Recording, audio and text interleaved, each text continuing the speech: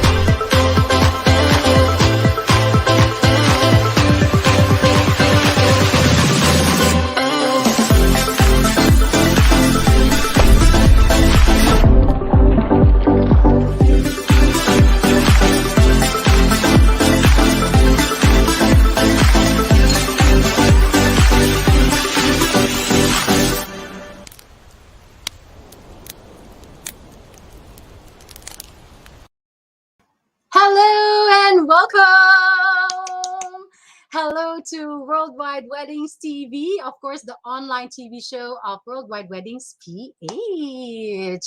Welcome to our daily show, not weekly show, our daily show here in Worldwide Weddings TV. We feature different wedding experts while having fun. My name is Jenny Rabe, professional host, event planner, and certified wedding specialist, also known as hashtag Ask Jenny Today. Okay, so today's episode is brought to you by, ayan, ilabas natin ang ating mga sponsors. Of course, we have Aja Deliveries, more than just deliveries, a delivery concierge. We also have BNI Supreme, the most successful business referral organization of its type in the world, as well as our bridal fair partners. We have virtualexpo.ph, brideworthy.com, and of course, the video that you just watched, that's Belmont Hotel, Boracay.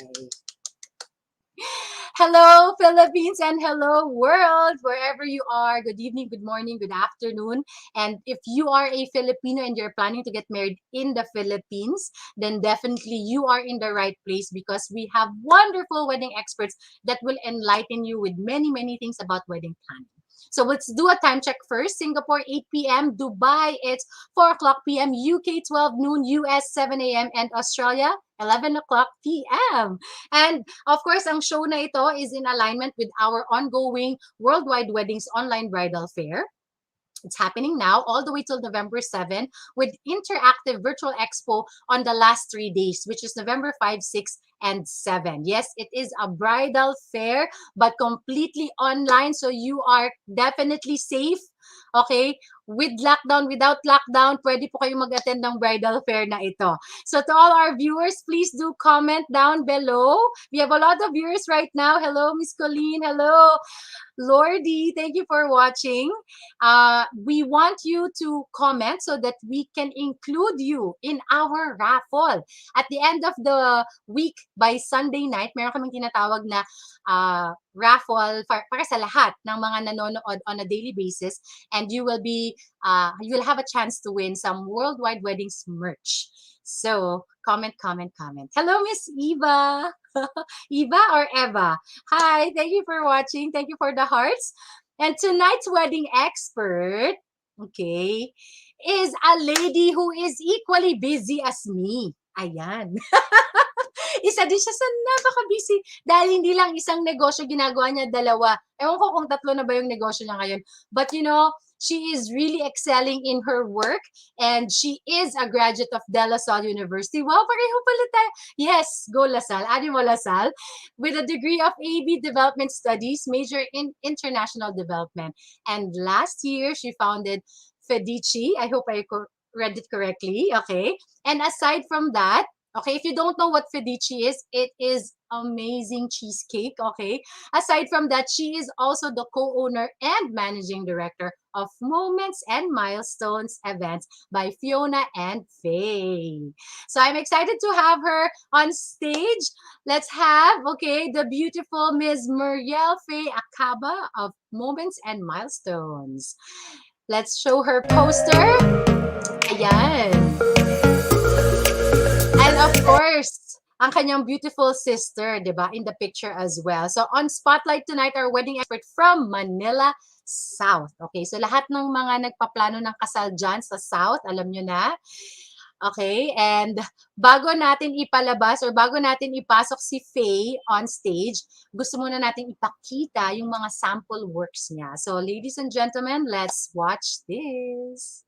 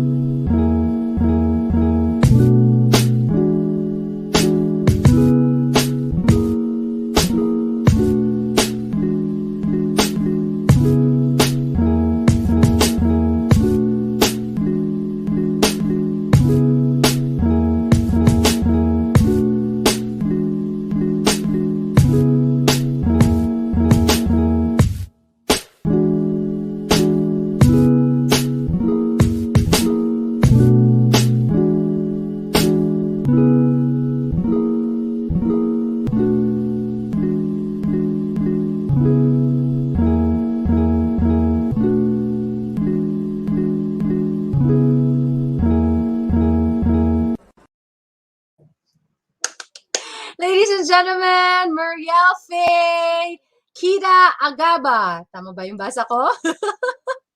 Yes, hello! Talagang buong-buo, isama natin ang apelyido ng mommy. Hello, hello! Hello, I'm Power White today. Talagang Yes, right. see today. I saw you backstage. But I'm so Yes, happy that you're here. Thank Yes. you, guys. Yeah, Moments and Milestones, guys. And of course, they're joining us for the second time. This is on season 2. So they were part of season 1 and now here on season 2. I know that we have a lot of brides who are in the South area who are planning their wedding. So guys, if you're watching and your wedding is either South or maybe, side ng Tagaytay, ganyan, Cavite, Laguna, basta anything South yan. Yes, go South. Ayan, you'll be in good hands with Faye. Okay, so before anything else, Faye, ang dami mong mga supporters. Batiin muna natin sila. Wow, so many hearts. We have Merlin. Hello, Miss Merlin. We have Donna LZ. Ayan, ilabas natin. Marniel Espanto. Ayun, Mona Barredo. Yes. Oh, we have Lindsay. Thank you guys for watching us tonight. Please share it, of course. Lahat ng mga Soon2Weds na kilala nyo. I-share nyo na. Thank you, guys. Yes. Okay, so Faye, every time that we interview somebody, we want to know the backstory about your business. So in the same manner, baka hindi ka nila napanood ng season 1 and marami din tayong mga bagong brides this season. So please do tell us what is the reason or the story behind Moments and Milestones. Why did you start this business and why? How did you start and why? So hello muna sa lahat ng mga nanonood. This time I'm more comfortable because I guess it's the second time that I'm actually here. And, you're very bubbly. So talagang yung energy mo translates to the screen, I would say. So thank you so much. So hello everyone to all the soon-to-wed couples out there who are watching, and not just the soon-to-wed couples, but to all those who are young and who want to start a business.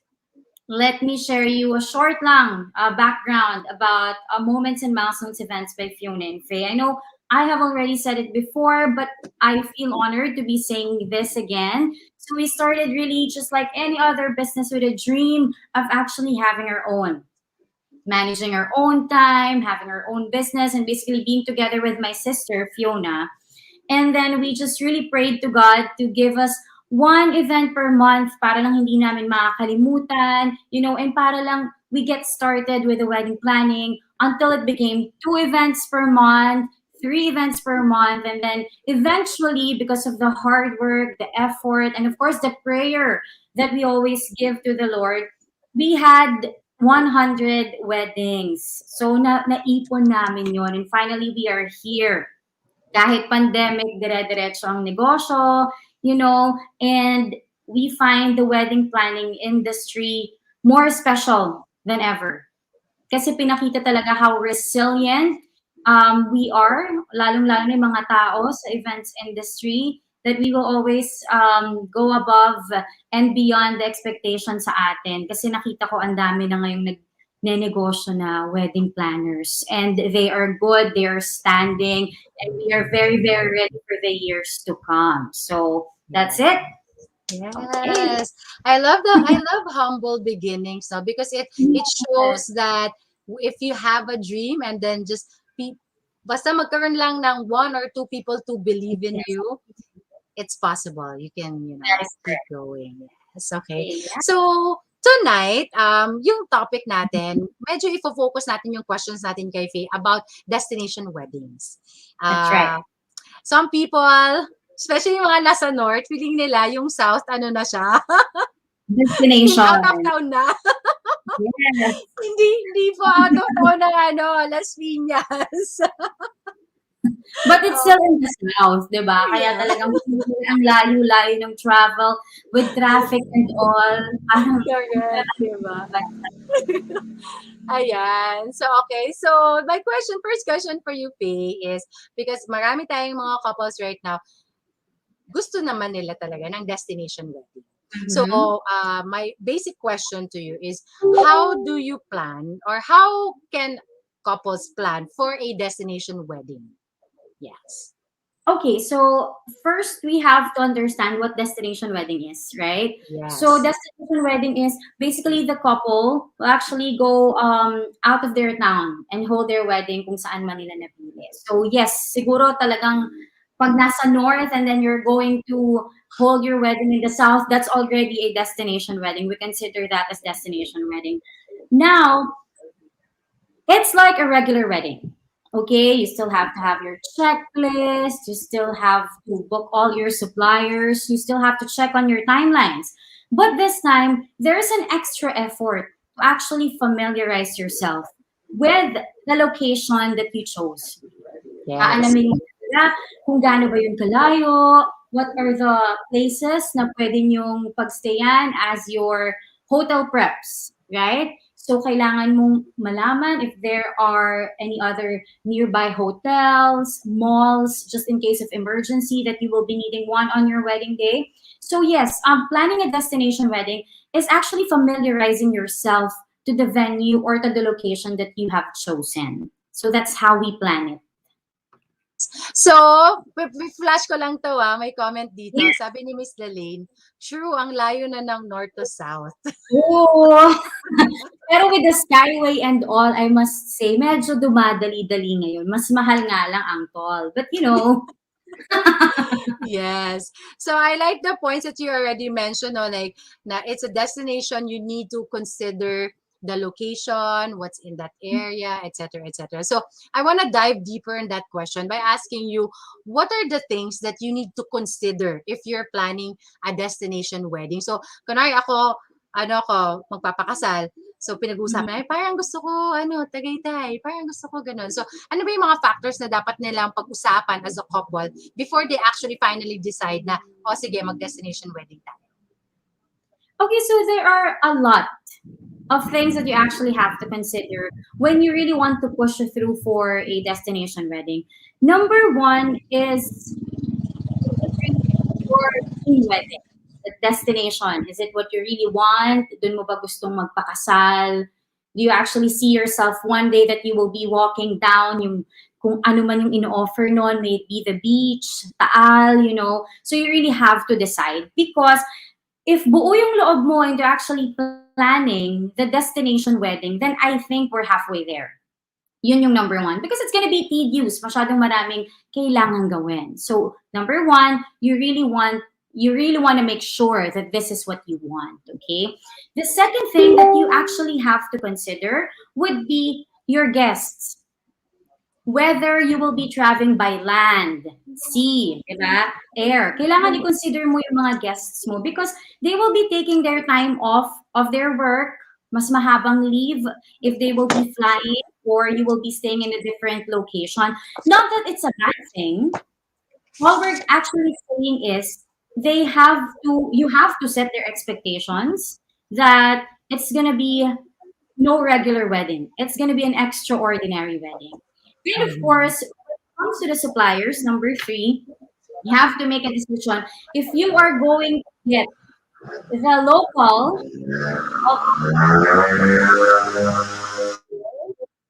okay, so the suppliers that actually reside there, or you will bring your own suppliers that you are probably comfortable working with, because it matters, diba? You have to understand that if you're going to bring other suppliers into your chosen location, there would be other charges such as out of town fees. Again, it's not a problem. All we're trying to say here is you have to set expectations to yourself and also to your partner. Kasi ganun lang naman yung wedding planning. You really have to, think ahead of time and actually prepare yourself for the tedious planning ahead. And also, apart from that, so we already have yourself, you have your guests, and you have the supplier. You also have to check the budget. Okay, I already mentioned about the out of town charges. Now you have to consider the budget because that is true. Destination wedding would actually cost you a little bit. Kesa you decide to hold your wedding doon sa hometown mo. Now, with the budget, you also have to consider, again, the out-of-town charges. Medyo mas mahal sa destination wedding. Why? Because definitely we are paying for something. Not just for the wedding, but probably dito sa Tagaytay, you're paying for yung majestic view of the Taal volcano. Pagdating naman sa Batangas, you're actually paying for yung beach na everyone wants to be, 'di ba, in the beach. So if you are going to celebrate your wedding there, mahal talaga yon. So probably you're paying for the view kung magpapakasal ka sa mga maraming mountains, 'di ba? So you really have to consider the budget. And also, last but not the least, apart from all those, you also have to consider the culture. Kung lalayo ka talaga, you're going for different countries, different location talaga. You also have to consider their culture, their way of life. Kasi, syempre, when we go into a place that we're not familiar in, you have to consider yung meron ba tayong mo offend with the way we dress, with the way we speak. Isa yan. I mean, hindi siguro siya titignan ng mga tao as a major consideration, but for me it is, because if you actually hold your wedding into a destination wedding, you're not just marrying the love of your life there, you're actually marrying everything that surrounds it. You're marrying the nature, you're marrying everything that it has to offer. So yun yung mga para sa akin major things that you have to consider. Grabe, ang ganda. Nag-notes po ba kayo? Ako po nag-notes. Legit. Ang ganda, guys, no? So, as you can see, it's not just parang a whimsical thought na, okay, Tagaytay wedding, ganun. Ang dami, ang dami. I love that you broke it down into simple things, simple questions. And starting off with, ito ba talaga yung gusto mo? Like, gusto mo ba talaga? Marami po tayong mga couples na hindi po talaga nila alam kung ano yung gusto nila. And that there's nothing wrong with that, okay, brides? It's okay, you're allowed to feel lost at a certain point. And kaya naman, napakaganda nitong worldwide weddings na bridal fair na to. Kasi you have the time to immerse yourself in the wedding industry. Tapos yung, makinig, maintindihan ano bang mga ginagawa. And then, para makabuo kayo nung kung ano ba talaga yung gusto nyo. If you're still feeling lost or unsure, right? So now, sa dami ng sinabi ni Miss Faye, ito yung importanteng tanong doon.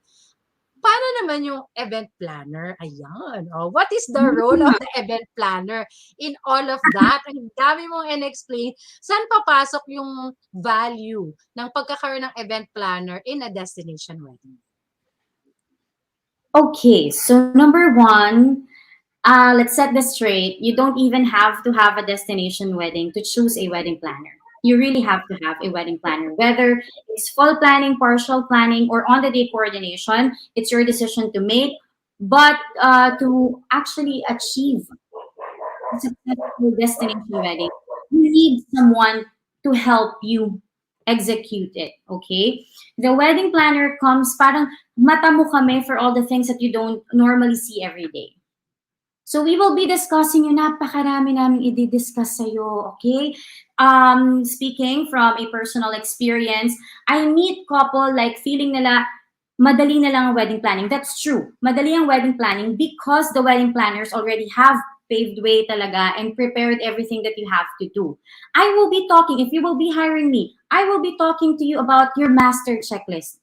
That probably it's the first time na makikita mo yon. I'll be talking to you about the master checklist. I'll be talking to you about the things that you have or the people that you have to assign. Such as, alam mo yan, pag sa church, we have secondary sponsors. Minsan nalilito pa sila, anong role ng secondary sponsors sa bridesmaids, right? So we will be discussing that to you. Basically, all the things na hindi mo alam because it's your first time getting married. Kahit kinasalang sister mo last year and you were very involved, it's always different that you are the bride. So the wedding planners are your backbones to a successful wedding planning because we will let you know and we will allow you to see that you don't normally see. And we will be guiding you step by step. May timeline tayo. We have, again, the checklist. We are going to give you the list that you have to consider when planning a supplier, specifically photographer. What are your preferences? Kami ang kausap mo every single time. Kasi nga, ang sarap na parang it's gonna be your bonding, the two of you. And then pag nalilito kayo, because you don't know, normal ba to? Is this what really happens during a wedding? You can just give us a call, send us a message, and right away, makakasagot kami and we will let you know the things that you have to do. So, napaka-importante ng wedding planning, most importantly, to a destination wedding. Again, we defined it earlier. The destination wedding is when couple actually hold their wedding outside their hometown. You are not familiar. So we will let you know kasi ganun talaga tayo, mga wedding planners, Janae, we are actually being paid because of our familiarity with the place, because of our expertise and experiences. Diyan talaga tayo binabayaran. So that's what we will be getting from us. Yes. Yes, yes na yes. Okay.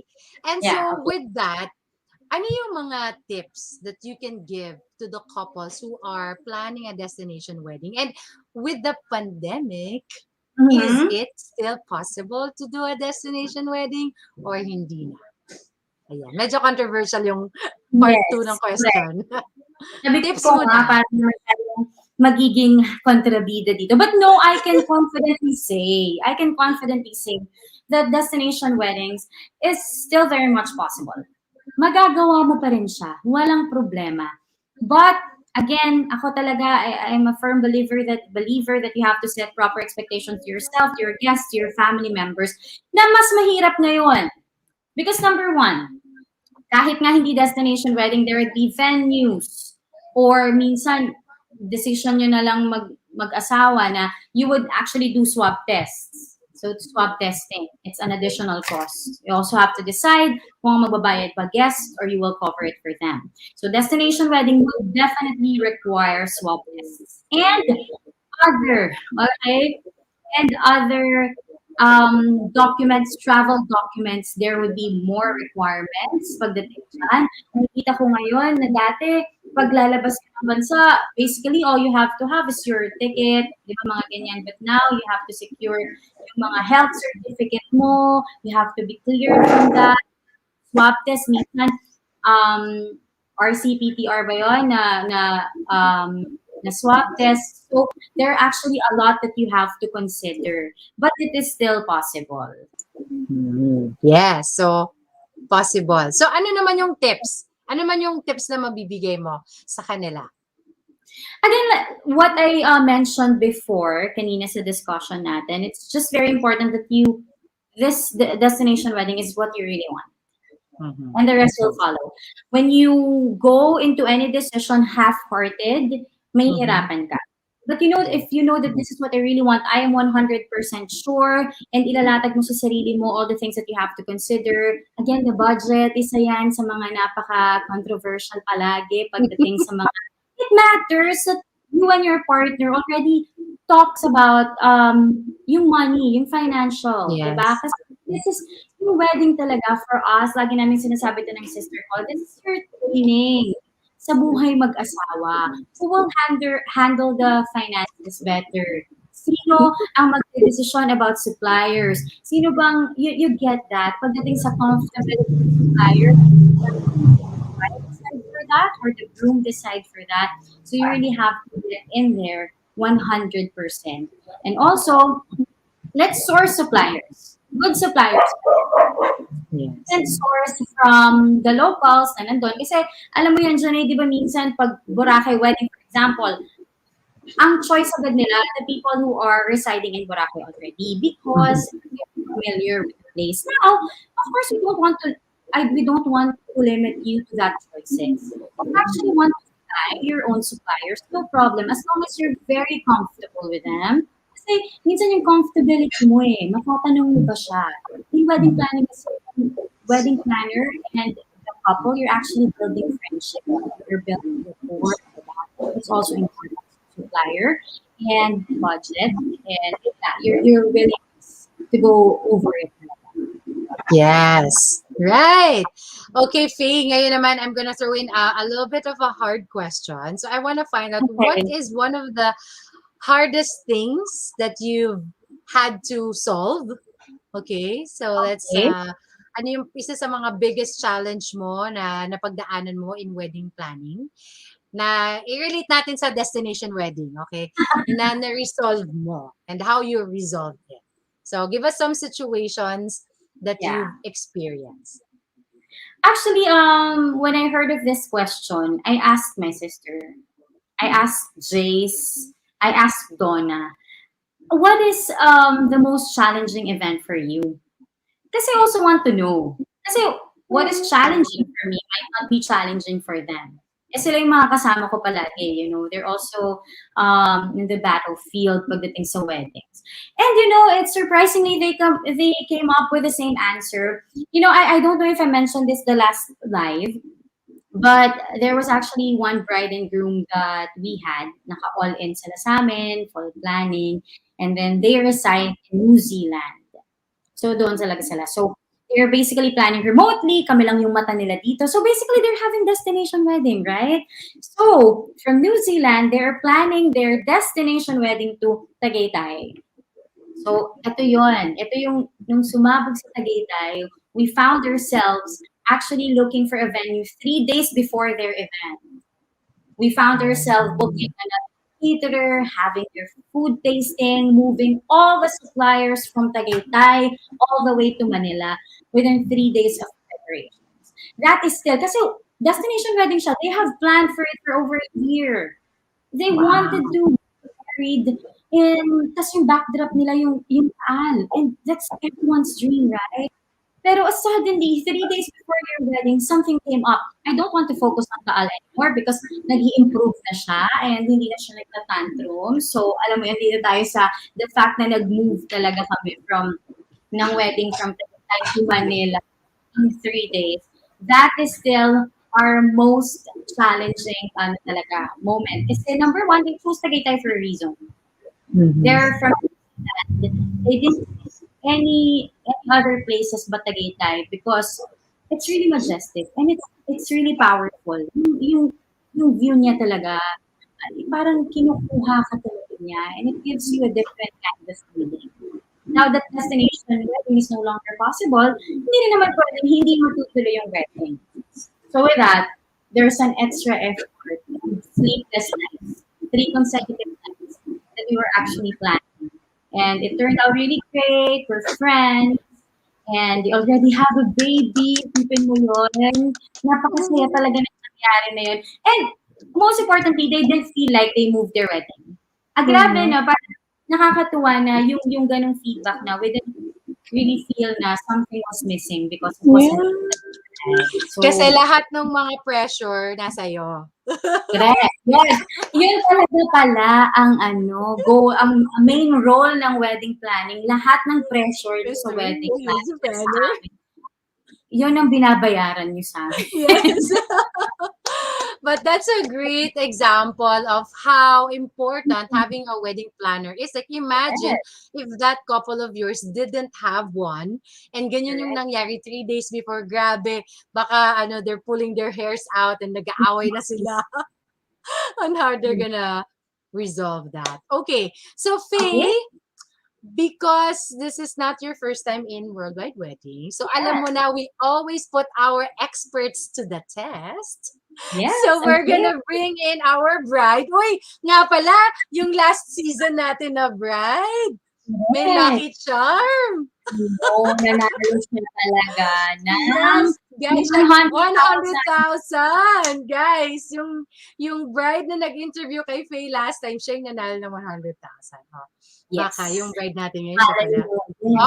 Yun pala, ang grand prize pala natin for this season is honeymoon package to Siargao. Wow! Parang gusto ko na magpakasal para dun sa honeymoon. Yes. Soon to wed couples, go ahead and register because again, totoo, nanalo yung bride ko ng 100,000 and now they're giving away honeymoon package to Siargao. So, yes. Kailangan mag-book kayo, syempre. Every 1,000 peso purchase, ayan, i-book nyo na si Faye, 1,000 peso. One raffle, every 1,000. Okay, so eto na, ipasok natin ang ating magandang bride. Hello, Miss Ashley. Hi. Ashley! Hello! Grabe, Hi parang ang po. bata-bata pa ni Miss Ashley. Miss Ashley, sure ka bang ikakasal ka na o magdedebut Um, ka? mukha lang po. Pero medyo talagang bata pa talaga. I'm 23 years old. Alam mo Oh. ngayon, mga bata na rin ang nagpapakasal. They are sure of what they want to do. Okay. Yes, okay. So Ashley, where and when ang iyong wedding? Um, Tentative location namin is Quezon City or Fairview, which is within lang sa location namin. Kasi Okay. nakatira ako sa Novaliches. Tapos ang Okay. tentative date is April 2022. Okay. Ayan. So I know you have several questions, Ashley. So go ahead. Take it away. Yes po. So, narinig ko Okay. po yung mga gandang suggestion tsaka yung mga explanation ni Miss Faye at talagang nakakatuwa nga magkaroon ng wedding planner. So, paano naman po kapag meron kayong tricky client na yung time na ibibigay sa inyo is limited? How do you plan a wedding in 3 months, for example? Um, Honestly, you guys, before I answer that, Ashley, there's this one wedding that I will never forget. Kasi I was new in the industry that time and they got me as their host. We planned their wedding in 5 days. We planned their wedding in 5 days. It was all complete. Lahat ng seremonya sa kasal nandun. So what I'm trying to say is, if you can plan in 5 days, you can plan in 3 months. Now, what are the things to consider when you are planning in a short period of time? Number one is, kaya naman matagal is because a lot of couples are actually saving up for their dream wedding. Kaya sometimes engagement really take time, like 1 year, 2 years, because they're actually saving for their dream wedding, their dream suppliers, and walang problema doon. So if you are planning for in 3 months, you want to make sure that you already have your budget. Isa na sa budget natin. Nakalatag na. When I say budget, it doesn't have to be big. Okay? When we say budget, kailangan sure ka lang of what you want. If you want a photographer that fits your budget, then we will find a photographer that fits your budget. Okay? Kasi yun lang naman yung nagpapatagal. If in 3 months, we will plan your wedding, we will be giving you a timeline na sunod-sunod. Okay? So by this time, by the first month, we have to book all your suppliers. Kailangan in first month of the planning, sa 3 months, mabook na natin lahat ng suppliers nyo. And then we take a short break. Hindi na kailangan dire-diretso. And then on the second month of planning, of course, we will be checking into their details. Ano-ano bang mga kasama sa contract mo? Is it possible to actually have a meeting with them para masabi mo, so we can lay down all the plans? This is what you want to happen on your wedding. Most importantly, for your catering and stylist if you're going to have, kasi sila yung may pinakamaraming detalye for your wedding. And the third month, siguro mga 2 weeks before your wedding, we can start checking on the quantity. Dito kami mahigpit. We will be checking ilan ba talaga ang souvenirs mo. For example, some couples actually have 50 souvenirs only, pero they're having 100 guests. So you have to let us know because we have to distribute the souvenirs systematically. We will do it per family. You get that. So there are a lot of details that we have to check. But the most important thing is you have a wedding planner. You are not preparing alone. You are not doing the wedding in 3 months and you are alone with that. Because if you have the wedding planner, then you are guided of what to do first. Let's prioritize this first, and then let's do the other things on the latter part. So, yes. Thank you po. Napakagandang answer kasi mabibigyan kami ng idea na kahit saglit lang talaga yung time, possible pa rin siya. Lalo na kapag biglaan na lang gusto. Lalo na sa part namin kasi kahit bata ako kasi may anak na kami. So talaga Yeah. nag-decide na kami for formality na lang tong kasal namin. Pero gusto ko pa rin maging parang dream wedding namin. Kaya sumali din ako sa group na ito. For the second question naman po, what if kapag nagkaroon ng issue, may issue na nangyari sa mga supplier before, during, or after the wedding, i-handle niyo rin po ba ito bilang wedding planner or kami po dapat ang mag-isip para dito? It really depends. Okay. So if you are going to book your suppliers firsthand, nagustuhan mo sila, you talk to them personally, and then at the middle of the journey, nagkaroon kayo ng problema, we will not get into, the system right away. Because kayo yung nag-usap ng una. So we will really suggest, may mga ganyan, Miss Ashley, the couple will actually send a message sa amin and then sabihin, yung ganito ko, hindi nagre-reply sila, meron kami naging problema when it comes to contract, what are we gonna do? So, we don't talk to the suppliers. We just give suggestions na you might want to actually set a meeting with them and, clarify the things that might confuse you. Because we respect them as our co-supplier. But now, if we recommended, if they're part of the package that we offer, definitely we will be talking them on your behalf. We will be talking them about the issues na naging problema niyo sa kanila, and we will let them know, and we will meet halfway on how we are going to resolve that. Kasi alam nyo talaga, ang wedding planning, ang key to a successful wedding planning is you really trust your suppliers. Napaka-importante because kasi naniniwala ako you chose them for a reason. Hindi mo naman sila pinili lang bigla. For sure, there are wider choices, tinignan mo yung mga videos nila, tinignan mo yung mga reviews sa kanila, and you convinced yourself that they are who I want, diba, to be in my wedding. Pero problems are, syempre, hindi maiiwasan yan. But we can always settle it in the right manner, in the right venue talaga, and we can always meet halfway with that. Again, we will be helping you kung kami yung nag-recommend sa kanila and kung part sila ng package namin, and if you will be asking from us, help from us. But usually, naaayos yan ng bride and groom plus the supplier. Thank you so much po dun. Talagang malaking tulong ang wedding planner, lalo na kapag may mga biglang issues na nangyari. Talagang sila magiging fairy godmother mo sa araw na yun.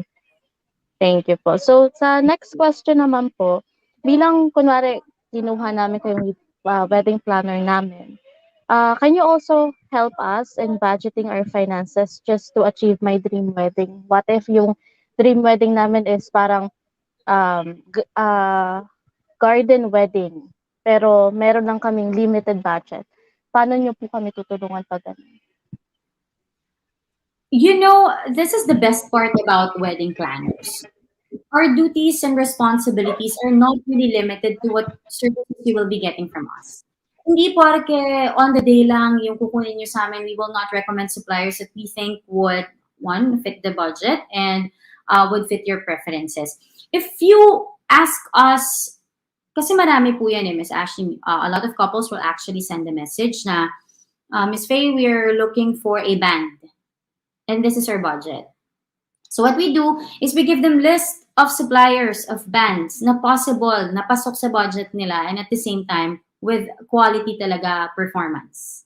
Okay? So if you want to achieve your dream wedding, we will be giving that to you. We will be helping you achieve that as long as you are transparent sa amin. Kasi, Ms. Ashley, hindi din naman lahat ng couples are transparent when it comes to their finances. Hindi din naman lahat sila ay gustong sabihin kung magkano yung budget nila. But this is really something that we always put on the table. This is really something that we want to discuss all the time because ang wedding talaga is all about your budget. Kasi maraming choices, di ba? Pero we always end up realizing, okay, this is our budget. Kailangan ma-filter na agad natin siya dito. Right? And this is the services that they can give us. So doon pa lang, nililinawan tayo, and na-filter out na who are the suppliers that actually fit us again and fit our preferences. So that's what we're going to do with you. Galing naman. Nakakatuwa yung ganun. Kasi syempre, hindi naman lahat kaya magpakasal ng way na gusto nila. Bata ka pa lang, imagine mo na kung paano mo gustong ikasal. Tapos, syempre, sa sitwasyon ng buhay, hindi naman lahat kaya yung splurge yung wedding na gusto nila. Pero sa tulong nyo nga, sabi nyo, kaya. Kasi nga sa experience, tsaka sa mga kilala nyong expert, yung quality talaga din ang mahalaga. Correct. Yun. So everybody wants dream wedding. And you deserve it, Miss Ashley. Whether it's a big one, intimate pa yan, or grand yan, maraming guests, you know, you deserve to have your dream wedding. That's Thank you. true. So, Miss Ashley, batiin mo naman ang iyong fiancé. Yes, ID. Na titingin siya mamaya, may ginagawa lang siya ngayon. Okay, manonood siya ng replay. Hello. Thank you, Ashley. And I Thank do you po. hope na marami kang natutunan ngayon. Yes, Yes. madami po. Ayan, and we encourage you to book your suppliers during this period. So you have until November 7 para mag-book Yes ng mga supplier. Maximize mo dahil lahat sila may magagandang mga offers. Okay? Thank So, you po, Apo. thank you, you Ashley. Thank you. Yan. Grabe, Faye. I love all of your answers. And you know, we have one bride here. Kanina pa siya nagko-comment. Sabi niya, ayan, yung OTD coordinator, pwede bang tumulong maghanap ng missing supplier? O, yan. Sinagot mo yan kanina. Diba? Ayan. Tapos sabi niya, ano yun? Ang ganda ng tanong ng bride. Oh. Huh? Wow, Miss Ashley. Yan. Paano kung OTD lang yung planner? Matutulungan pa rin ba yung couple? Oh. Yes. Nasagot na natin yan Nasagot kanina. We natin will yan. give you all the questions that you need. Napakaganda. So guys, no, it's been a wonderful Q&A session with Faye, and just like in season 1, one of the top viewed Facebook lives. Napakaganda. And meron pang mga team replay na manonood sa episode natin. So, Faye, of course, you are part of Worldwide Weddings Season 2, and we want to find out what is the special offer that you are going to give exclusively para sa mga soon-to-weds natin who will be booking you during this period. Okay, so again, thank you so much to everyone who's watching. I saw my tita right there, Tita Mana. Wait lang, Jenny, I would just like to take this opportunity to actually thank her. Kasi they helped us. You know, when we started with our wedding planning, I was a huge risk taker talaga. And then I really asked them if they can help me. Sabi ko, Tita, just give me this amount of money. We will be joining a lot of bridal fairs. And they did. Silang mag-asawa. Thank you, Tita Mana and Tito Nes, because really your help actually brought us to where we are right now. So this is really a great opportunity to thank you. Thank you very much. And to all those who are actually watching, hello, you guys. Hindi ko na iibahin ang package because I believe the Worldwide Weddings community deserves talaga the best. So we will be giving the same discounts that we gave last time. So for on-the-day coordination, from 45,000 with hosting yan, 30,000 na lang ngayon. And then for partial planning, from 80,000, 60,000 na lang ngayon, you guys. And then full planning from 100,000, 80,000 pesos. So we are giving 20,000 discounts for most of our services because we are here in Worldwide Weddings. So you can register and book, di ba? Kailangan nilang mag-book ng suppliers. We're actually joining 1,000 pesos, makakuha kayo ng raffle ticket, and baka kayo din talaga ang manalo ng honeymoon package to Siargao. So, alam nyo guys, this is really a great venue for me to share. Kasi hindi naman nauso ngayon yung face-to-face masyado. So, this way, you can actually gauge kung paano kami mag-work, and you can gauge kung ano yung mga strategies namin or experiences. That's why we are very grateful for Worldwide Weddings. And they're not just helping us, but most importantly, they are helping the soon-to-wed couples out there. So please, if you know someone who's planning weddings and kung ano ba bang event yan, please register to Worldwide Weddings and we will be giving you the biggest discounts. Yay! Yes! And of course, follow Moments and Milestones by Fiona and Faye. Yan. Okay, so guys, grabe Faye, it's been wonderful having you here. And we look forward to having you in all of the seasons of Worldwide Weddings. So tuloy-tuloy lang po ang Worldwide Weddings, guys. Of course, if you, sabi nga ni Faye, if you want to book, you make sure you register. So we'll flash the registration link now. That's bit.ly/WWPH Soon2Weds.